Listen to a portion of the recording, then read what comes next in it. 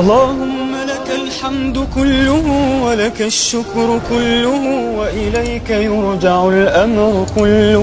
اللهم صل على سيدنا محمد في الأولين وفي الآخرين وفي كل وقت وحين. اللهم كما آمنا به ولم نرى فلا تفرق بين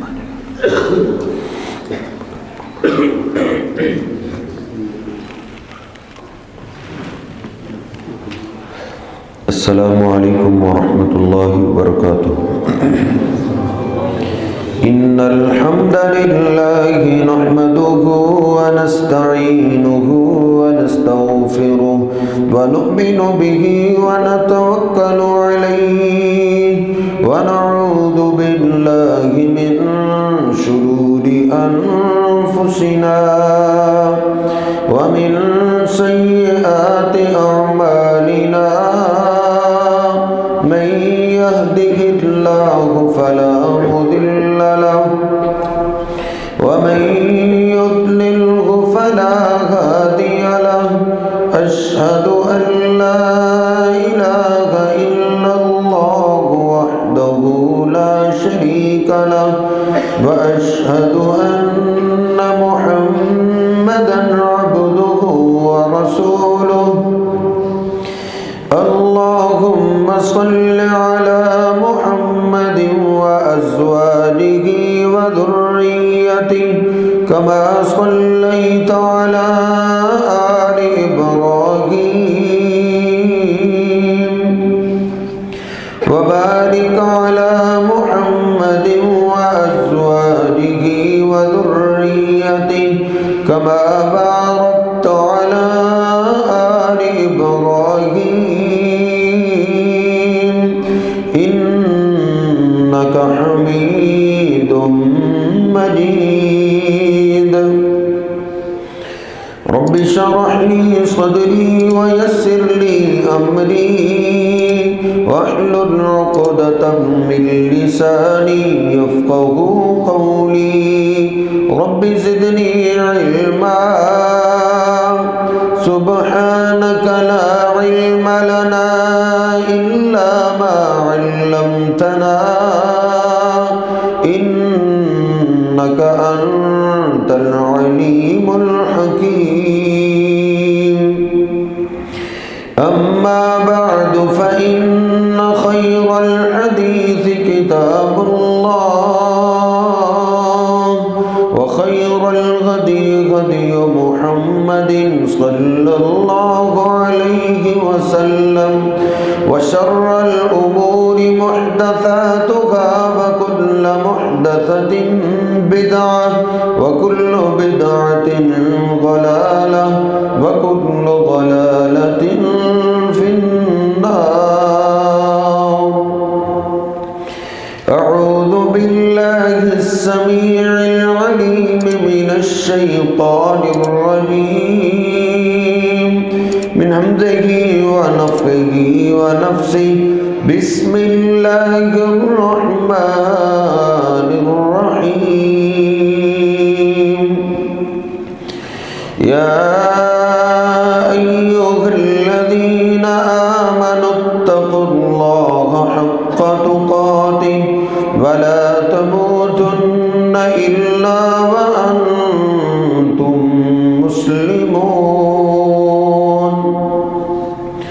يا أيها الناس اتقوا ربكم الذي خلقكم من نفس واحدة وخلق منها زوجها وبث منهما رجالا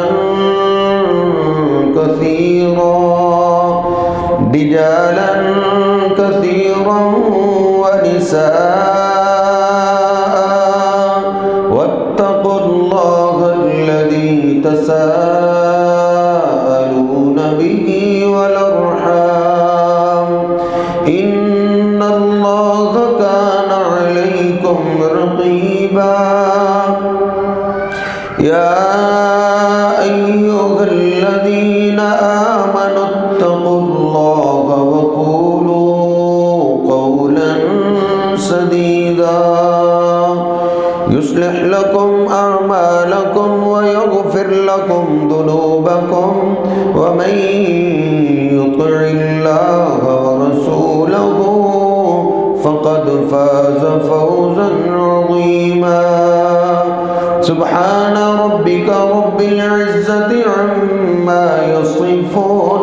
وسلام على المرسلين والحمد لله رب العالمين.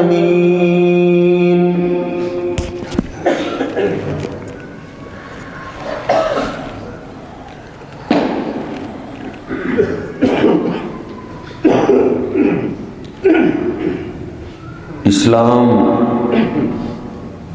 ایک عربی زبان کا لفظ ہے جس کا معنی ہے فرما برداری کرنا.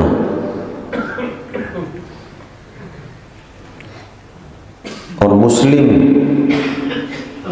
اس آدمی کو کہتے ہیں جو اسلام کو ماننے والا ہوتا ہے، اسلام کی فرما برداری کرنے والا ہوتا ہے.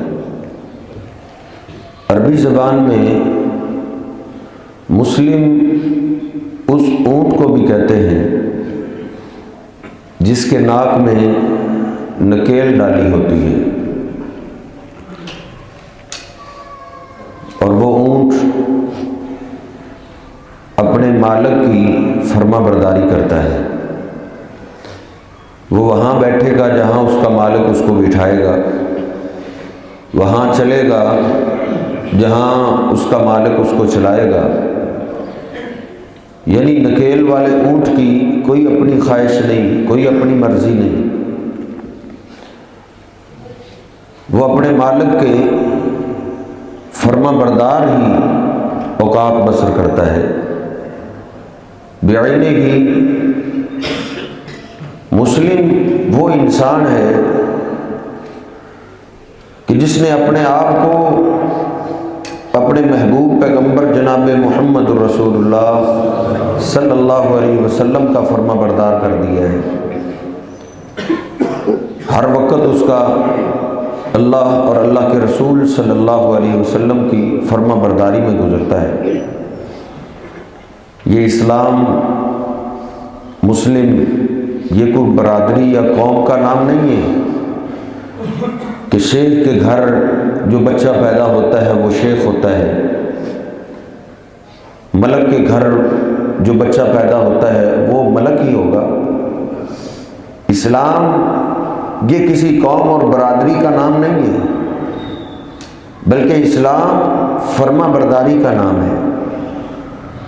اس لیے اللہ رب العزت بھی فرماتا ہے یا ایھا الذین آمنوا ادخلوا فی السلم کافۃ، او ایمان والو صرف مسجد کی حد تک نہیں، مسجد میں انٹر ہوئے شلوار اوپر کر لی، سر پہ ٹوپی پہن لی، نماز سے فارغ ہوئے ٹوپی اتار دی شلوار نیچے کر دی.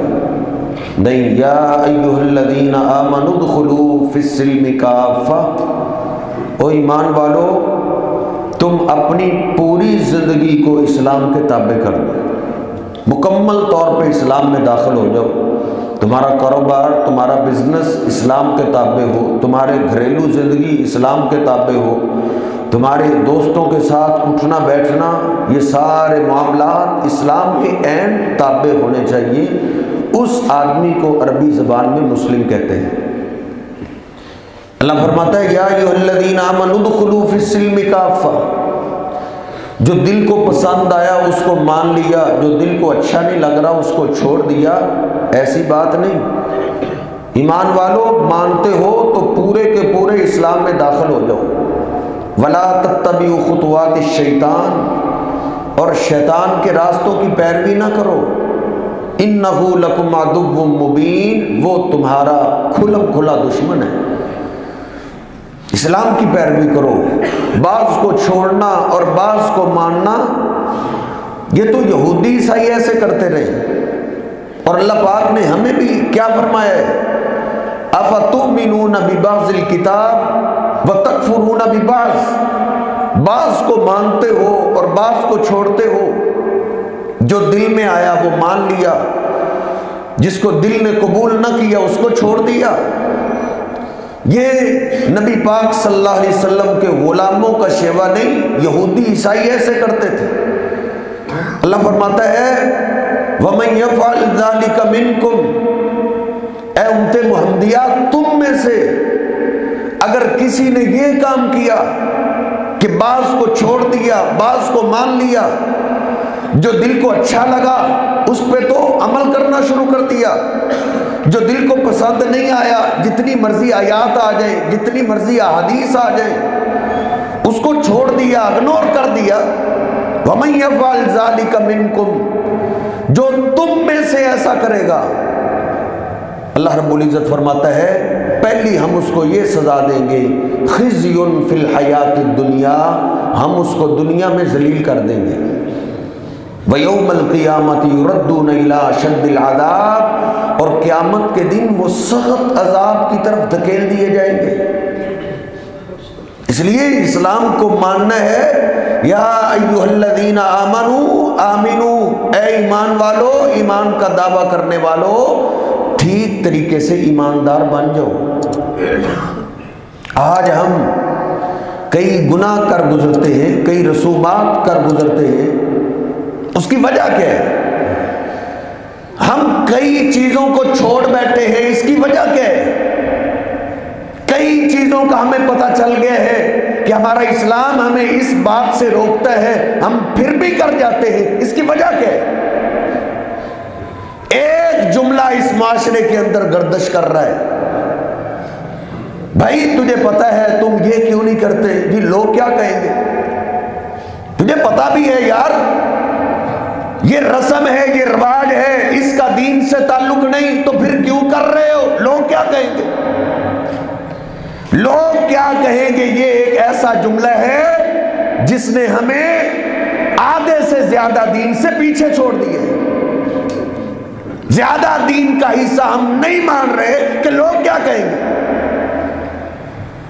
سیدنا معاویہ رضی اللہ تعالیٰ عنہ، انہوں نے میری امی عائشہ رضی اللہ تعالیٰ عنہ کی طرف خط بھیجا، کیا کہا؟ انکتبی، عائشہ لکھو میری طرف تم اس کا جواب، وتوصینی، اور مجھے وصیت کرنی ہے، لا تقصری، خط کو لمبا نہیں کرنا، مختصر سی وصیت کر دو۔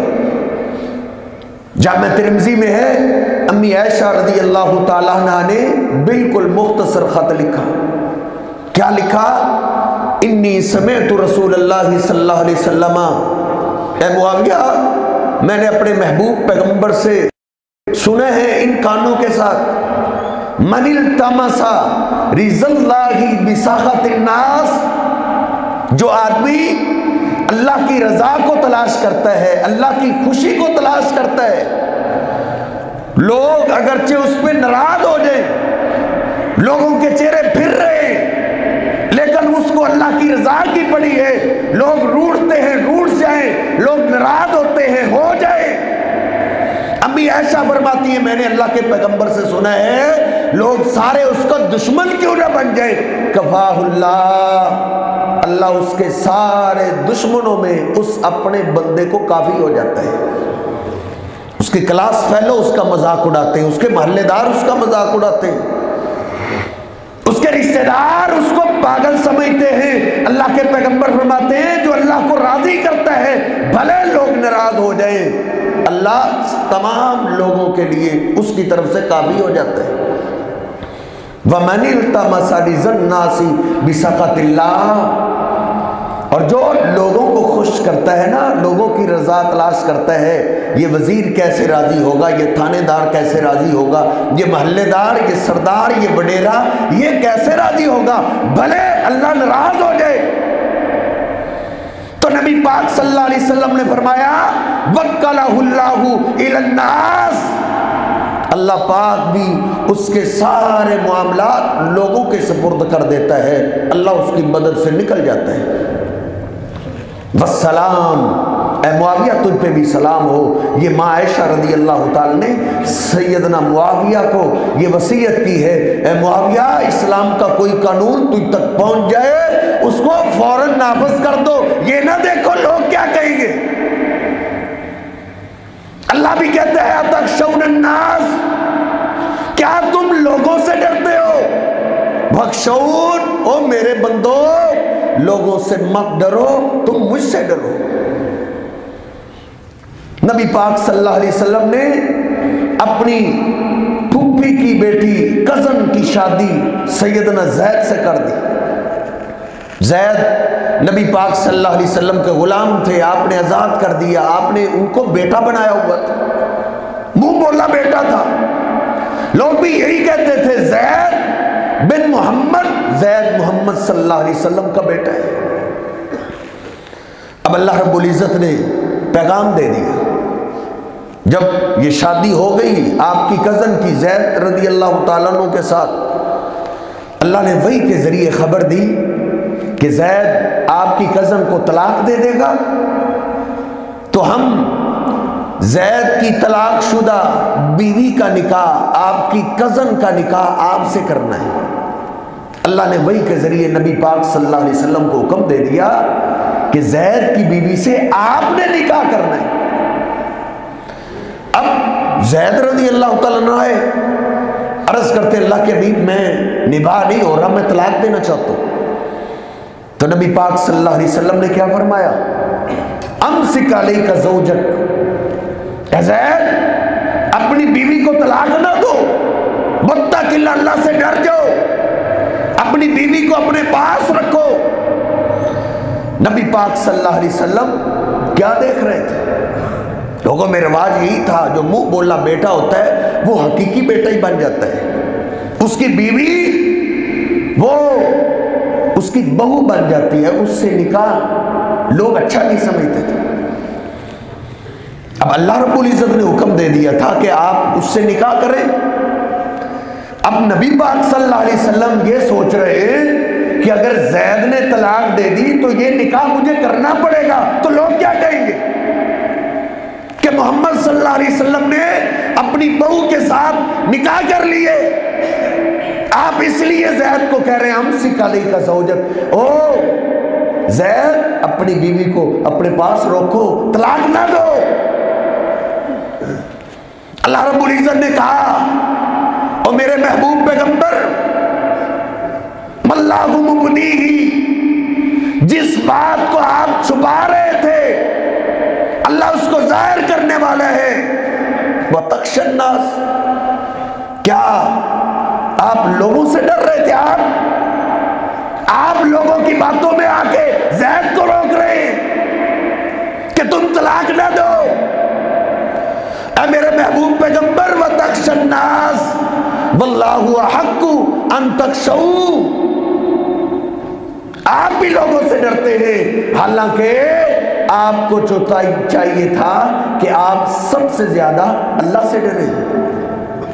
اللہ زیادہ حق رکھتا ہے کہ آپ یہ دیکھیں میرا اللہ کیا کہہ رہے، آپ سوچ رہے ہیں کہ لوگ کیا کہیں گے۔ نہیں میرے محترم بھائیوں، اس جملے نے ہمیں بہت پیچھے چھوڑ دیے کہ لوگ کیا کہیں گے۔ داڑھی کیوں نہیں رکھ رہا؟ جی ابھی کوئی میری عمر ہے داڑھی رکھنے والی، ابھی میں نے رکھ لی تو میری بیوی کیا کہے گی، میرے دوست کیا کہیں گے، کالج کا میں اسٹوڈنٹ ہوں، کالج والے کیا کہیں گے۔ پتہ ہے نبی پاک صلی اللہ علیہ وسلم نے شلوار پینٹ ازار ٹخنوں سے نیچے لٹکانے سے منع کی ہے۔ یہ نوجوان مسجد سے نکلتے ہوئے پہلا کام یہ کرتا ہے اپنی شلوار کو نیچے کرتا ہے۔ بھائی تجھے تو پتہ ہے نبی پاک صلی اللہ علیہ وسلم نے سختی سے منع فرمایا ہے۔ کہتا ہے جی لوگ کیا کہیں گے، لوگ کہیں گے کیچڑ سے گزر رہے ہو، نیچے سلاب آ گئے، اور یہ لوگوں کی باتیں ہیں، لوگوں کی خاطر اپنے رب کو ناراض نہ کرو۔ نبی پاک صلی اللہ علیہ وسلم کا ارشاد گرامی ہے مسلم شریف میں، ثلاثۃ لا یکلمہم اللہ یوم القیامۃ ولا ینظر الیہم ولا یزکیہم ولہم عذاب علیم، المسبل ازارہ۔ نبی پاک صلی اللہ علیہ وسلم فرماتے ہیں جو اپنا ازار، اپنا تیبند، اپنی پینٹ ٹخنوں سے نیچے لٹکاتا ہے، قیامت کے دن اللہ پاک اس سے بات کرنا بھی پسند نہیں کرے گا۔ بلا ینظر الیہم مسلم شریف میں ہے اللہ رب العزت اس کی طرف دیکھے گا بھی نہیں، ولا یزکیہم اس کو اس گناہ سے پاک نہیں کرے گا، وَلَهُمْ عَذَابٌ عَلِيمٌ اس کے لیے اللہ نے سخت ترین دردناک عذاب رکھا ہے۔ وہ کون سا بندہ ہے؟ المسبل ازارہ، جو اپنا ازار پینٹ ٹخنوں سے نیچے لٹکاتا ہے۔ لیکن پوچھ لو جی میں کو مدرسے پڑھتا ہوں، میں کالج جاتا ہوں، میں جاؤں گا تو کالج کے اسٹوڈنٹ میرا مذاق اڑائیں گے، عدالتوں میں جاؤں، ہاسپٹل میں جاؤں، تھانے میں جاؤں تو میری تو ویلیو ختم ہو جائے گی۔ آپ نے اپنی ویلیو سمجھی ہے نبی پاک صلی اللہ علیہ وسلم کی نافرمانی میں۔ سیدنا عثمان رضی اللہ تعالیٰ عنہ کو نبی پاک صلی اللہ علیہ وسلم نے جب صلح کے لیے حدیبیہ سے مکہ کی طرف بھیجا تھا نا، جا رہے آگے سے ان کا کزن آ گیا، چچا کا بیٹا ابان، اس نے پناہ دی، سواری پہ سوار کیا، مکہ میں جا کے نیچے اترے تو ابان نے کیا بولا؟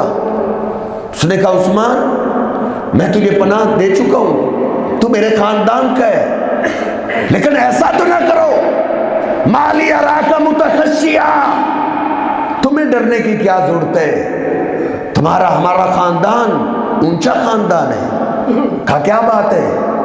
کہا اسبل ازارک کما یسبل قومک، اے عثمان اپنی ازار کو نیچے لٹکا دو، جس طرح مکہ کے سرداروں کے لوگ اپنی ازاریں ٹخنوں سے نیچے لٹکا کے چلتے ہیں، تم بھی ویسے چلو۔ ایسا تو ڈرے ڈرے سہمے سہمے لوگ، غریب غربا چھوٹے خاندان والے لوگ یہ ایسا کرتے ہیں، تم ایسے نہ کرو۔ تجھے اس حالت میں دیکھ کر یہ قریشی دیکھیں گے تو وہ کیا کہیں گے کہ یہ ابان کا رشتہ دار ہے، اس کو ابان نے پناہ دی ہے، جس کی ازار آدھی پنڈی پہ۔ سیدنا عثمان رضی اللہ تعالی نے کیا کہا؟ ابان ہم یہ نہیں دیکھتے کہ لوگ کیا کہیں گے، ہاکذا یعتذر صاحبنا، ہمارے جو محبوب پیغمبر ہیں ان کی ازار ادھر آدھی پنڈلی پہ رہتی ہے۔ اس سنت پہ عمل کس نے کرنا ہے سنیوں؟ وہابیوں اس سنت پہ عمل کس نے کرنا ہے؟ باقی باتوں پہ تو بڑی لڑائی جھگڑے کرتے ہو، یہ بھی تو میرے محبوب پیغمبر کی عظیم سنت ہے۔ صحابہ یہ دیکھا کرتے تھے کہ لوگ کیا کہیں گے۔ نبی پاک صلی اللہ علیہ وسلم کا فرمان علی شان میں نے پڑھا ہے بخاری شریف میں، ایک آدمی اپنی ازار کو ٹخنوں سے نیچے لٹکا کے چل رہا تھا، اللہ کو غصہ آیا، زمین پھٹی، اللہ نے اس کو زمین میں دھنسا دیا۔ اس لیے نبی پاک صلی اللہ علیہ وسلم صحابہ کو کہتے تھے ایاکم و اسبال الازار فإنہا من المخیلہ، ٹخنوں سے نیچے شلواروں ازاروں کو لٹکانے سے بچو، یہ تکبر ہے۔ انہا من المخیلہ، نیچے لٹکانا ہی تکبر ہے۔ آقا فرماتے لا يدخل الجنت من کان فی قلبہ مثقال ذرۃ من کبر، جس میرے غلام کے دل میں ذرہ برابر بھی کبر ہوگا وہ اللہ کی جنت میں نہیں جائے گا۔ یہ کوئی نیا مسئلہ نہیں میں بیان کر رہا، سنتے سنتے زندگی گزر گئی ہیں، سب کو پتہ ہے بیان کرنے سے پہلے یہ حدیث تو میں نے سنی ہوئی ہے، عمل کیوں نہیں کرتا، لوگ کیا کہیں گے۔ لوگوں کے مذاق کی خاطر ہم نے اپنے محبوب پیغمبر کی نافرمانی شروع کر دی ہے۔ صحابہ کہتے ہیں نبی پاک صلی اللہ علیہ وسلم کے پاس جب ہم اسلام قبول کرنے کے لیے آئے تھے، ہم سے اللہ کے پیغمبر نے پہلی جو معاہدہ لیا تھا، پہلی بیعت لی تھی، وہ یہی لی تھی، اللہ نخاف لومۃ لائم، دنیا دار ملامت کرنے والے باتیں کرنے والے لوگوں کی خاطر ہم نے اپنے محبوب پیغمبر کی نافرمانی نہیں کرنی۔ انکوما، ہم دین پہ قائم رہیں گے، ہم اپنے محبوب پیغمبر کی فرما برداری میں زندگی گزاریں گے اور لوگوں کی فکر نہیں کریں گے۔ کہ نبی پاک صلی اللہ علیہ وسلم پہلی بیعت لیا کرتے تھے جو اسلام قبول کرتا تھا کہ تم نے لوگوں سے نہیں ڈرنا، اللہ پاک سے ڈرنا ہے۔ اسلام کا معنی یہ ہے آپ کی خوشی آپ کی غمی، اسلام کے اہم تابع ہو۔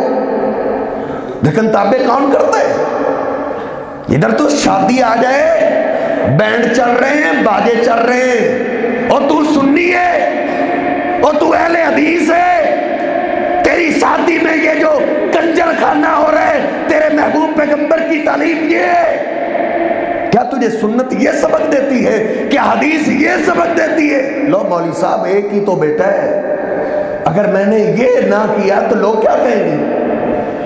لوگوں کی خاطر اپنا بیڑا غرق کر رہے ہیں۔ نبی پاک صلی اللہ علیہ وسلم نے فرمایا تھا صوتان ملعونان فی الدنیا والآخرہ، دو آوازیں ایسی ہیں جس گھر سے دو آوازیں نکلتی ہیں، دنیا اور آخرت میں ان گھر والوں پہ لعنتیں برستی ہیں۔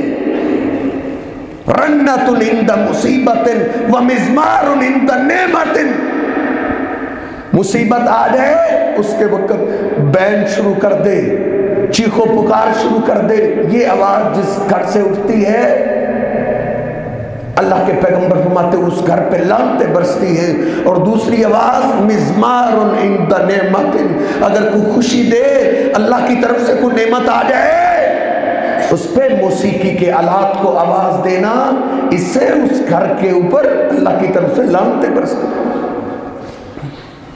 کس کی خوشی ہے؟ اسلام کے ہم دعوے دار ہیں، اسلام کے ٹھیکیدار ہیں، ہمیں کو بات کرنے کی گنجائش نہیں۔ کسی سے مسئلہ پوچھو، عوام بول کے بتاتی ہے، تجھے ابھی یہ نہیں پتا، تو پھر تو عمل کیوں نہیں کرتا؟ جی لوگ نہیں چھوڑتے، لوگ کیا کہیں گے؟ چلو ہم نے ہندوؤں والی ایک رسم چھوڑی ہے، پہلے ہم شادی کی روٹی پہلے کیا کرتے تھے، اب ہم نے بعد میں شروع کر دی۔ سنت ہے دوسرے دن ولیمہ کیا جائے، تو ہم نے ایک ہندوؤں والی مری ہوئی ادا کو اور زندہ کر دی ہے مہندی کی شکل میں۔ یہ مہندی کہاں سے آپ نے لی ہے؟ عورتوں کے لیے مہندی لگانا جائز ہے، نبی پاک صلی اللہ علیہ وسلم نے اس کی اجازت دی ہے، لیکن ایک خاص دن کو مہندی کے نام پہ منانا شروع کر دینا، یہ کہاں کا اسلام ہے؟ یہ کہاں سے دین لے کر آئے ہو؟ کہیں جی کیا کریں، لوگ نہیں چھوڑتے، لوگوں کی خاطر اپنا روپیہ پیسہ ضائع۔ نبی پاک صلی اللہ علیہ وسلم فرماتے ہیں ان المبذرین کانوا اخوان الشیاطین، فضول خرچی کرنے والے وہ اللہ کے پیغمبر کے، اللہ کے کچھ نہیں لگتے، وہ شیطان کے بھائی ہیں۔ مہندی کی شکل میں تو نے لاکھوں روپے اٹھا دیے، کو پوچھنے والا ہے وہ تیرے اسلامی میں یہ مہندی ہے؟ پھر ولیمہ آیا، ہم نے اس کو ولیمہ بھی نہیں رہنے دیا۔ یا ایھا الذین آمنوا ادخلوا فی السلم کافہ، او ایمان کا دعویٰ کرنے والے، تیری شادی، تیرے بیٹے کی شادی اسلام کے مطابق ہونی چاہیے۔ ولیمے کے لیے مہمانوں کو دعوت تو نے دے دی ہے، پھر ولیمے سے فارغ ہو کر مانگنے والوں کی طرح دروازے پہ بیٹھ گئے ہیں، یہ لاکھوں روپے لگانے والا نیوندرا لے رہے ہیں۔ یہ نیوندر بازی کہاں کا اسلام آگے؟ جی نہ لے تو لوگ نہیں چھوڑتے۔ تجھے 2-3 لاکھ روپیہ جو تو اکٹھا کرتا ہے، یہ اگر تجھے نہ ملے گا تو مر نہیں جائے گا۔ نہ بڑا کر اتنا فنکشن، مسجد کے نمازیوں کو تھوڑا سا کھلا دے، اس کے اندر اللہ برکت رکھے گا۔ چلو تو نے بڑا فنکشن کرنا ہی ہے، اگر تیری چاہت ہے تو یہ ہندوؤں والی رسم کو تو زندہ نہ کر، جو مہمان بلا رہے ان کی عزت کر، ان سے پیسے نہ لے۔ من کان یؤمن باللہ والیوم الآخر فلیکرم ضیفہ، آقا فرماتے جو اللہ کو مانتا ہے اس کو چاہیے اپنے مہمان کی عزت کرے، اچھی عزت کر رہا ہے۔ لا تمنن تکثر، اللہ رب العزت فرماتا ہے کسی پہ ایسے احسان نہ کرو کہ میں تھوڑا احسان کر رہا ہوں تو یہ مجھ پہ بڑا احسان کرے گا۔ ایسی بڑی لعنت ہے نیوندر بازی کہ 1000 دے رہا ہے، اس کو پتہ ہے میرے بیٹے کی شادی ہوگی تو یہ 1500 دے گا، لٹانے کی امید رکھ رہے۔ بلکہ ہمارے علاقوں کے اندر تو کاپیوں کو دیکھ کے ٹیلی فون کیے جاتے ہیں، 1000 ڈال کے اور 2000 تو ہم نے دیا تھا، ان کو تحفہ دیا ہے، مولوی صاحب کو کہیں جی میں تو تحفہ دے رہا ہوں، پھر واپس کی امید کیوں رکھ رہے ہیں؟ بخاری شریف میں نبی پاک صلی اللہ علیہ وسلم کا تو فرمان ہے، اس سے بڑی بدترین مثال ہمیں نہیں ملی، کیا الذی یعود فی ہبتہ کالکلب، اس کی مثال جو تحفہ دے کے واپس لیتا ہے، آقا فرماتے کتے کی طرح ہے جو کہہ کر کے چارتا ہے۔ تیری شادی میں یہ کہاں سے آ گئی بات؟ جی لوگ کیا کہیں گے؟ لوگ باتیں کرتے ہیں جی ہم اتنے غریب ہیں کہ ہم تمہیں دے ہی نہیں سکتے۔ بھائی لوگوں کی طرف نہ دیکھو، لا تخشوا الناس واخشون، اللہ کہتا ہے لوگوں سے نہ ڈرو، تم مجھ سے ڈرو۔ بس مصیبت آ جائے، کوئی پریشانی آ جائے، کوئی فوتی آ جائے، یا ایھا الذین آمنوا ادخلوا فی السلم کافہ، اس صدمے کو اے ایمان والے تو برداشت کرنا ہے آپ نے، کیسے؟ جیسے تجھے اسلام بتاتا ہے۔ لیکن تو نے وہ بھی شادی والا نظام ادھر بھی قائم کر دیا، تیسرا دن آ گیا، کل ہو رہے ہیں، ساتے ہو رہے ہیں، 40 میں ہو رہے ہیں، یہ اکٹھ آپ نے کہاں سے لیے؟ پہلے ہم لوگوں پہ باتیں کیا کرتے تھے کہ سنیوں نے یہ کہاں سے لے لیا ہے، آج وہابیوں نے بھی وہی کام شروع کر دیا۔ وہ ختم کا نام دیتے ہیں، آج کا اہل حدیث، نام کا اہل حدیث، اس نے بھی اکٹھ شروع کر دیا، مولوی کو بلایا، درس کرا دیا۔ یہ تیسرے دن کی دیگیں کہاں سے آیا ہے؟ کیا نبی پاک صلی اللہ علیہ وسلم کے زمانے میں فوتگی نہیں ہوئی؟ میں تو سنیوں اور وہابیوں کا اکٹھا مولوی ہوں، اور سنیوں میں تم سے بھی پوچھتا ہوں اور وہابیوں تم سے بھی پوچھتا ہوں، کیا اللہ کے پیغمبر کے زمانے میں کیا کوئی فوتگی نہیں ہوئی؟ اللہ کی قسم اٹھا کے کہتا ہوں، یہ قرآن پاک میرے ہاتھ میں ہے، نبی پاک صلی اللہ علیہ وسلم نے تیسرے دن، اللہ کی قسم ہے، اکٹھ نہیں کیا۔ تو کیوں کر رہا ہے؟ تجھے تو پتہ ہے یہ نبی پاک صلی اللہ علیہ وسلم کی سنت نہیں ہے، لوگ کیا کہیں گے؟ یہ تو ایسا ہو گئے کہ باپ کے فوتگی پہ 3-4 دیگیں نہیں چڑھا سکا، بس اس بات سے بچنے کے لیے اس نے 50-50 100 دیگیں چڑھا دی ہے۔ زندگی میں اس نے اپنی ماں اور باپ کو کبھی پوچھا تک نہیں تھا، مر گئے ہے تو لوگوں میں ناک کو بچانے کے لیے، ناک کو بچانے کے لیے۔ یہ ناک کئی دفعہ لوگوں کو جہنم کی آگ کی طرف لے کے جاتا ہے۔ نبی پاک صلی اللہ علیہ وسلم اپنے چچا کو واعظ کرتے رہے، تبلیغ کرتے رہے، جاتے ہوئے اس نے کہا تھا، اے بھتیجے، دینوں کا خیر و دیان البریہ، تیرا دین تمام دینوں سے سچا دین ہے۔ لولا ان طیرنی قریش، اگر یہ میرے خاندان قریش کی آر نہ ہوتی، تانوں کا ڈر نہ ہوتا، تو میں تیری آنکھوں کو ضرور ٹھنڈا کرتا۔ اخترت النار علی النار، اے بھتیجے میں جہنم کی آگ برداشت کر لوں گا، یہ قوم کے تانے مجھ سے برداشت نہیں ہوں گے۔ یہ بڑی پرانی بات ہے، لوگ کیا کہیں گے؟ لوگوں نے کیا کہنا ہے؟ لوگ تو ازل سے تیرے دشمن ہیں، تم مرے گا لوگ کچھ بھی نہیں کہیں گے، لوگ یہی کہیں گے انا للہ و انا الیہ راجعون، جانا ہی تھا یہ چلا گیا۔ اور لوگوں کی خاطر دین کو چھوڑنے والے لوگوں کو تیری موت کے بعد بڑی جلدی ہوگی، جلدی کرو جلدی کرو، میت کو تیار کرو، لوگ تو تیری موت کے بعد تیرا نام بھی چینج کر دیں گے،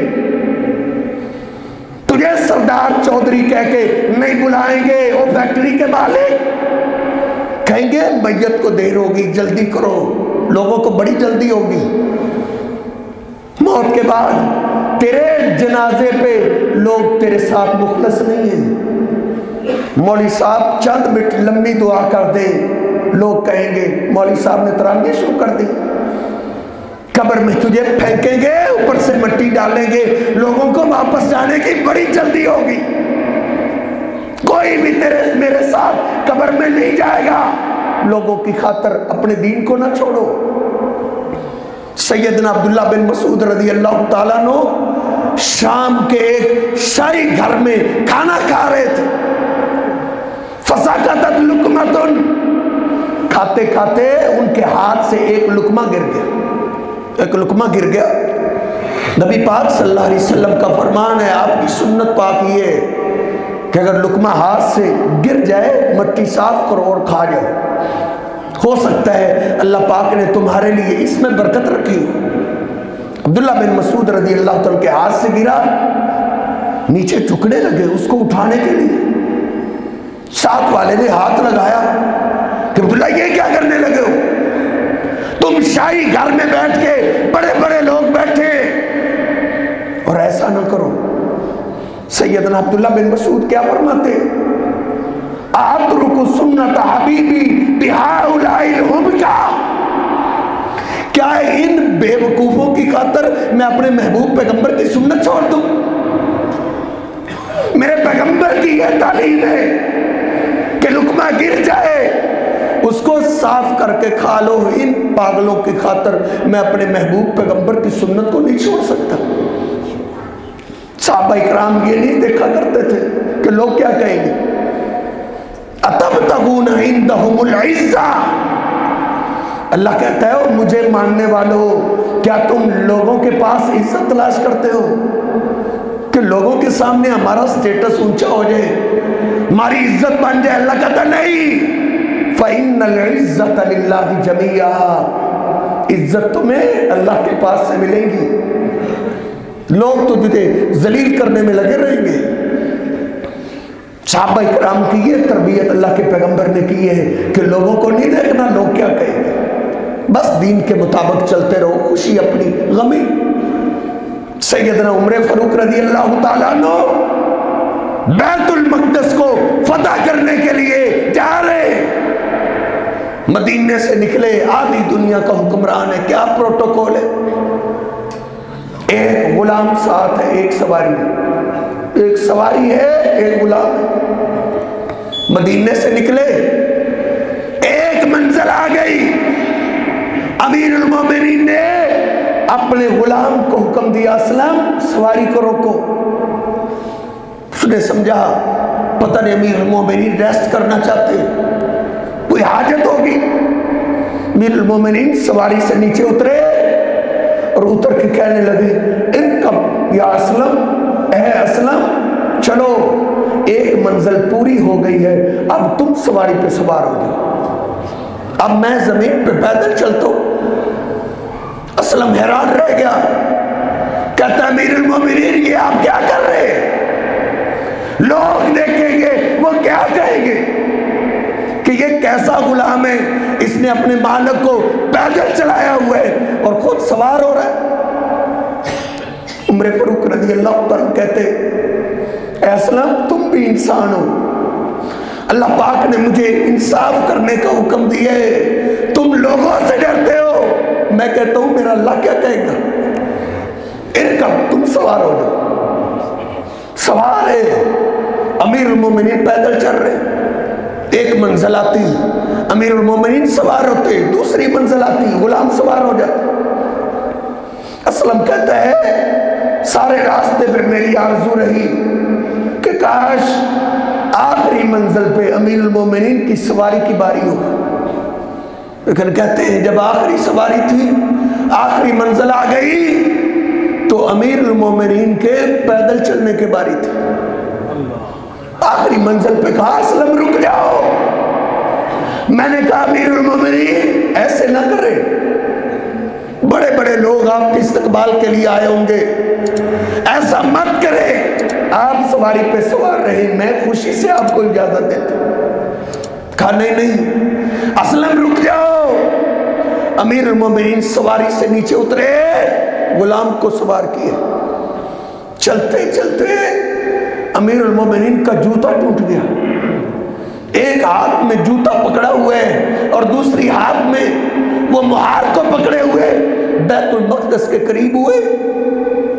ابو عبیدہ ابن جراح نے دیکھا امیر المومنین کی عجیب کیفیت، بھاگے ہوئے آئے، کہتے امیر المومنین بڑے بڑے لوگ بیت المقدس میں آپ کے استقبال کے لیے آئے ہوئے ہیں، اور آپ کی حالت کیا ہے؟ غلام کو آپ نے سوار کیا ہوئے، خود پیدل چل رہے ہو، جوتا ہاتھ میں پکڑا ہوئے، غیرت ثوبک یا امیر المومنین، امیر المومنین اپنا لباس ہی چینج کر لیتے، 17 پیوند لگے ہوئے ہیں آپ کے لباس پہ، لوگ کیا کہیں گے؟ امیر المومنین کو غصہ آیا، ابو عبیدہ ابن جراح کے سینے پہ تھپڑ مارا، وہ پیچھے جا گرے، کہا ابو عبیدہ تم بھی یہ بات کرتے ہو، تم بھی یہ بولتے ہو؟ نبی پاک صلی اللہ علیہ وسلم نے تیری بڑی شان بیان کی ہے کہ ابو عبیدہ امین حاضی الامہ، ابو عبیدہ اس امت کا امانت دار ہے، اگر پیغمبر نے تیری شان نہ بیان کی ہوتی لجعلتک نکالا لامت محمد، اے ابو عبیدہ تجھے میں وہ سزا دیتا امت محمدیہ کے لیے، تجھے میں عبرت بنا دیتا، تم بھی یہ کہتے ہو؟ پھر امیر المومنین رونے لگے، کہا ابو عبیدہ کبھی اپنی ماضی بھی یاد کیا کرو، انا کنا اذل قوم، ہم اس دنیا میں ایک ذلیل قوم تھے، ہماری کوئی عزت نہیں تھی، ہم اونٹوں کے چروائے تھے، زندگی گزارنے کا ہمیں کوئی شعور نہیں تھا، اعزنا اللہ بالاسلام، ابو عبیدہ خوبصورت کپڑوں سے اللہ نے ہمیں عزت نہیں دی، اللہ نے ہمیں زہری ٹیپ ٹاپ سے عزت نہیں دی، اعزنا اللہ بالاسلام، یہ اللہ نے ہمیں عزت دی ہے اسلام پہ عمل کرنے کی وجہ سے۔ ابو عبیدہ جب ہم اسلام کو، انصاف کو چھوڑ کے دنیا کے لوگوں کی طرف دیکھیں گے تو اللہ پھر ہمیں ذلیل کر دے گا۔ امیر المومنین جا رہے ہیں، بیت المقدس کے لوگ حیران ہیں کہ کون امیر المومنین ہے، وہ اپنی توراتیں، اپنی کتابیں نکال کے بیٹھے، کہہ رہے ہیں ہماری کتابوں کے مطابق اگر سچا خلیفہ کوئی ہے تو وہ پیدل چلنے والا ہو سکتا ہے، پیدل چلنے والا ہو سکتا ہے۔ جب قریب آئے پوچھنے لگے ابو عبیدہ کون ہے امیر المومنین؟ کہا یہ ٹوٹے جوتے والا، یہ پیدل چلنے والا امیر المومنین ہے۔ میں نے پڑھا ہے کہ ان راہبوں نے، ان یہودیوں نے بغیر لڑائی کے ہی بیت المقدس کی چابیاں امیر المومنین کے حوالے کرتے، انہوں نے کہا تھا کرانا اوصافکا فی کتبنا، ہم نے آپ کی یہی اوصاف اپنی کتابوں میں پڑھی ہے، جاء ماشین، امیر المومنین پیدل آئے گا، وغلامہ راکباً، اور اس کا غلام سواری پہ سوار ہوگا، وفی ثوبہ 17، اور اس کے قمیض پہ 17 پیوند لگے ہوں گے۔ یہ ہم نے اپنی کتابوں میں دیکھا ہے۔ جب ہم اسلام پہ عمل ایسے کرتے تھے نا، لوگوں کی پرواہ نہیں کرتے تھے، اس وقت اللہ ہمیں ایسے عزت دیتا تھا، بغیر تلواروں کے بھی اللہ ہمیں فتح دے دیتا تھا۔ ابو عبیدہ ابن جراح کہتے ہیں امیر المومنین نے ایک خیمہ لگایا اور ساری رات اس خیمے سے رونے کی آوازیں آتی رہی، سجدے میں گرے رہے اور اللہ کا شکریہ ادا کرتے رہے، اے اللہ ہم ایسے لوگ نہیں تھے جن کو تو نے اسلام کی خاطر اتنی عزت دے دی۔ یہ وہ لوگ تھے جو اسلام کے مطابق چلے، فرما برداری کرتے رہے، انہوں نے یہ پرواہ نہیں کی کہ لوگ کیا کہیں گے، پھر وہ دنیا میں بھی عزت لے گئے اور آخرت کے اندر بھی دنیا میں اللہ نے ان کی عزت کے اعلان کر دیے، رضی اللہ عنہم ورضوا عنہ، اللہ کہتا ہے میں ان سے راضی ہو گیا۔ ان میں یہ تھی کہ وہ لوگوں کی پرواہ نہیں کرتے تھے، ان کا تعلق اپنے اللہ کے ساتھ تھا۔ اللہ رب العزت مجھے اور آپ کو سمجھنے کی توفیق عطا فرمائے۔ وأقول قولي هذا أستغفر الله لي ولكم ولسائر المسلمين۔